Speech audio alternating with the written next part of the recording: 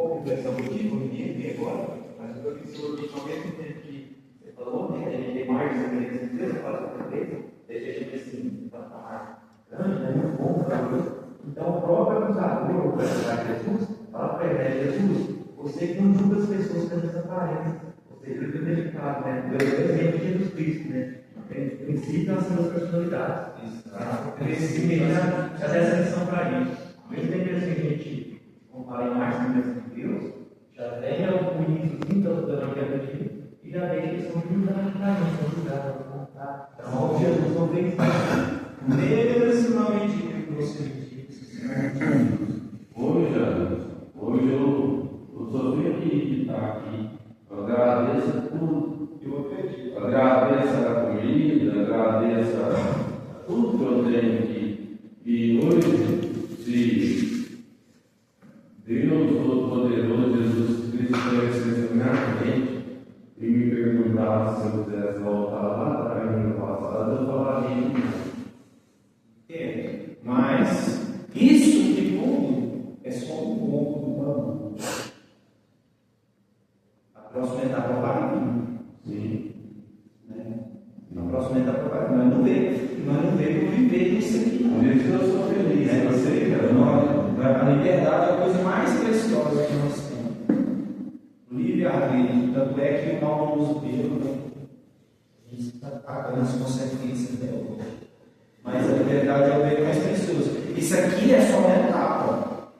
Né? Como que eu estou aproveitando essa etapa? O que eu estou fazendo com essa etapa? Como vai ser esse bombo? Será que esse bombo vai ser um bombo rachado? Será que esse bombo vai vingar com a próxima etapa? Ou o irmão vai lembrar primeiro? Eu queria fazer uma pergunta para você. Se encaixaria, eu estou falando aqui do nada, apareceu aqui em Provérbios. Dos olhos do Senhor, na verdade, o que é uma pureza do coração é graça do falar terá por amigo o rei. Os olhos do Senhor conservam aquilo que tem conhecimento. Ou seja, aquilo que você passa para a gente, essa presença de Deus, que é algo forte, sério. Ele acha para mim que os Provérbios é exatamente isso, deu a reflexão, a imagem deles falam assim, do nada, como tipo, é isso, que coisa mais boa. Por isso eu quero que eu tenho que permitir que será assim. E é dessa forma mesmo. Como o Espírito Santo, o Espírito Santo de Deus, ele é o nosso direcionado. Mano, só tem uma coisa que Deus não faz, é deixar de amar nós. O resto ele faz.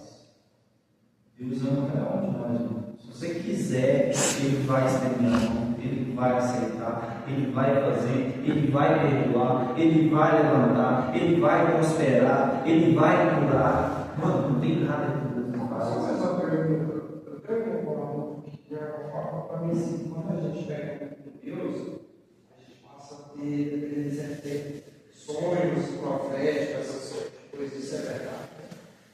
Deus permite. O Espírito Santo permite.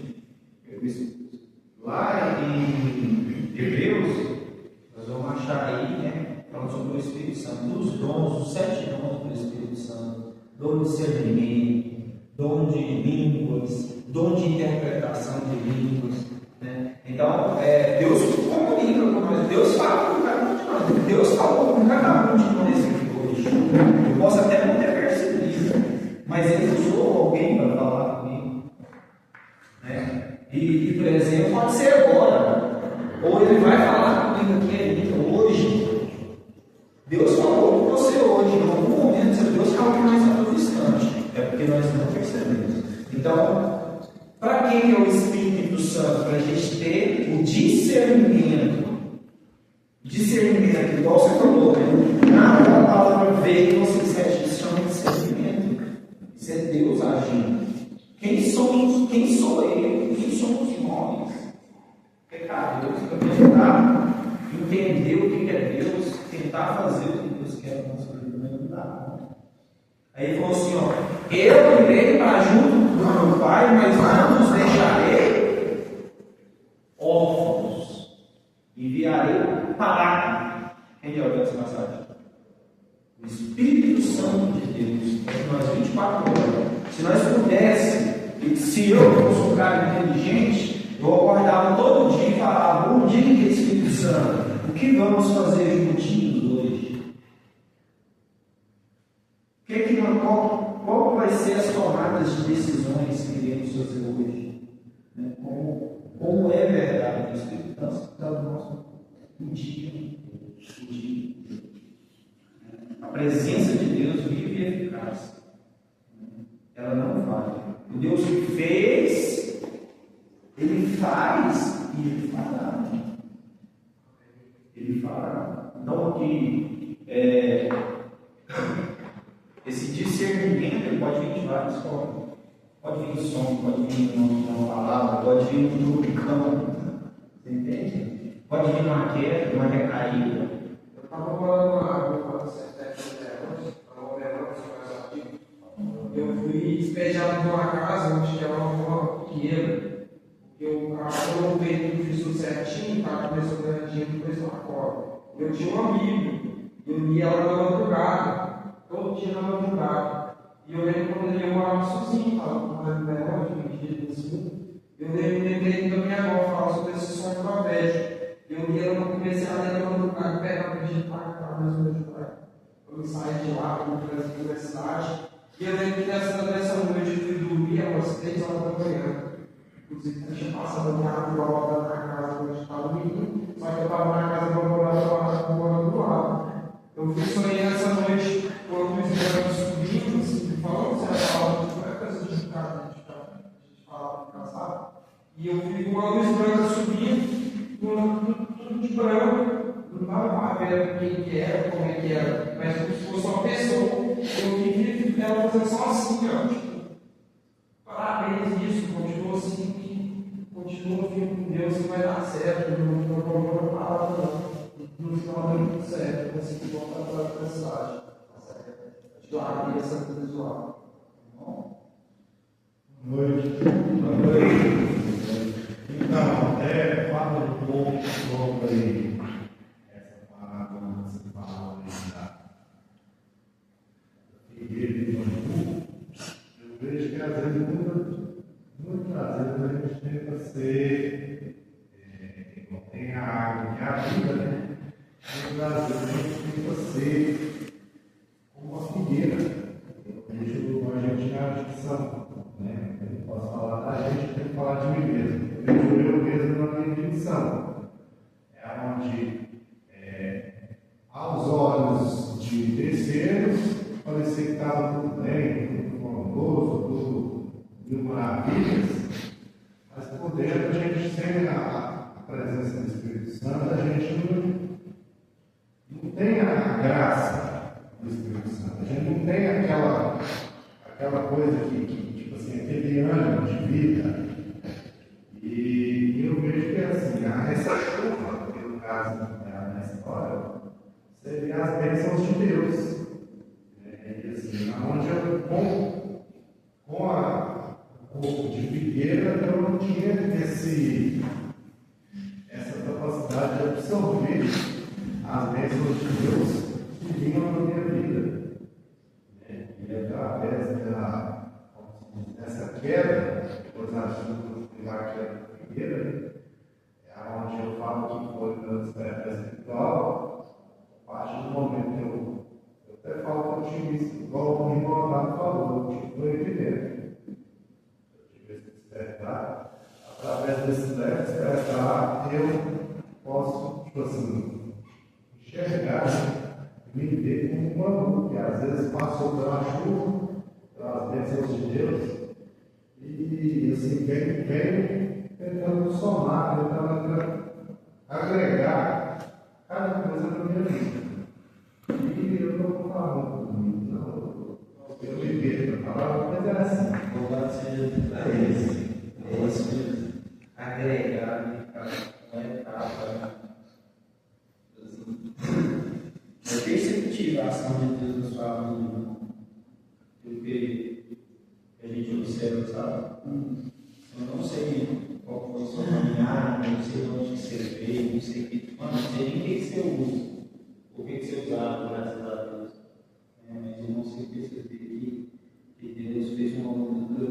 Eu acho que eu me vejo muito, não sei, na disponibilidade de querer fazer, de querer ajudar, de estar sempre atento e tal. Deus vai ter sua caminhada aí. E a graça não vem de graça, né? Deus te chama aí, né? A messe é grande, os operários são poucos, né? Que você possa estar sempre a Deus, né? Levando a sua mensagem, a força e a esperança. Porque o que eu tenho para dar? Tem uma passagem interessante, é de um santo da igreja. Vou falar para vocês. Tem um santo da igreja que escreveu a Bíblia. Deixa eu em casa. Tem um santo da igreja que escreveu.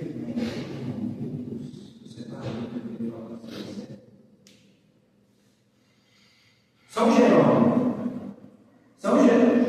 Assim, é um santo da igreja que é evangélico. Eu só vou contar a história. É um santo canonizado, doutor da igreja católica. São Jerônimo demorou 30 anos para traduzir a Bíblia do grego, do latim e do hebraico para o aramaico. Lá na gruta de Belém, onde nasceu Jesus, né? Isso aí são fatos históricos da igreja, tem documentos comprovados, não é fake news. Né? Qualquer um aqui sair e dar um Google lá, pode buscar. São Jerônimo, ele traduziu, e quando ele terminou de traduzir, né? Se hoje a gente tem a palavra de Deus acessível dessa forma aqui, né? Foi porque alguém lá atrás se dedicou, né? Uma dessas pessoas é São Jerônimo. E ele, ao findar a obra de tradução da palavra de Deus, ele tinha, o que você falou, irmão, ele tinha, né? A história dos santos, se você for acompanhar, tem muitos santos que realmente falavam com Deus, né? Ouviam Deus, né? Eram guiados por Deus. E São Jerônimo, né, apresenta a Jesus o seu trabalho, a sua obra. São Jerônimo apresenta, ó, Senhor, a minha obra, 30 anos eu estou dedicando a essa obra, e eu entrego o meu esforço, a minha inteligência, a minha sabedoria, toda para o Senhor. E Jesus nega. São Jerônimo entende.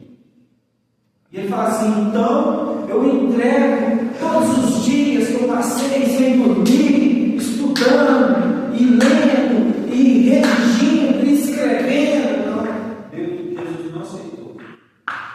Porque Jesus, ele fala, aí chega uma hora, ele vai tentando tantas vezes, aí chega uma hora e fala assim: mas Senhor, então o que eu posso fazer? Ele falou: até então você só tem me oferecido o que já é meu.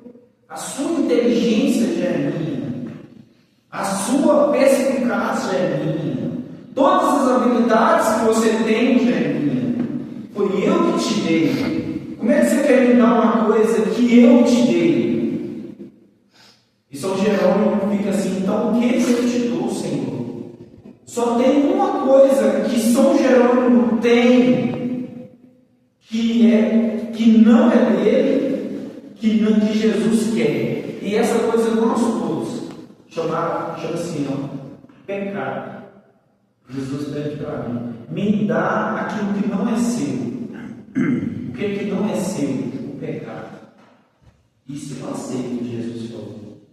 Então Jesus convida nós a entregar os nossos pecados. Jesus morreu na cruz por nossos pecados. E Jesus, né? O sacrifício da cruz foi para remir os nossos pecados. Quando eu aceito e olho no espelho que eu sou um pecador, começo o meu processo de não pecar. Agora, enquanto eu achar que uma mentirinha não dá nada, que uma manipulaçãozinha não dá nada, que uma máscarazinha não dá nada, que é só uns dias, que é só passar o tempo com a família. Família, seja fiel no pouco que Deus vai confiar mais. Deus está preparando os companheiros, o companheiro vai passar por uma etapa aí, aonde você vai ter que escolher se você quer a sua recuperação ou não. Verdade, sem grade. E na hora que essa hora chegar, você vai ser a figueira ou você vai ser o bambu? Essa hora vai chegar.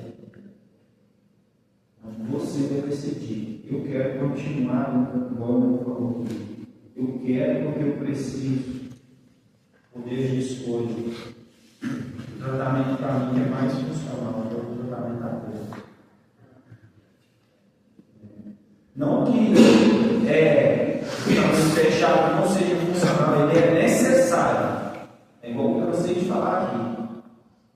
Se Deus não fizer uma intervenção na minha vida, mano,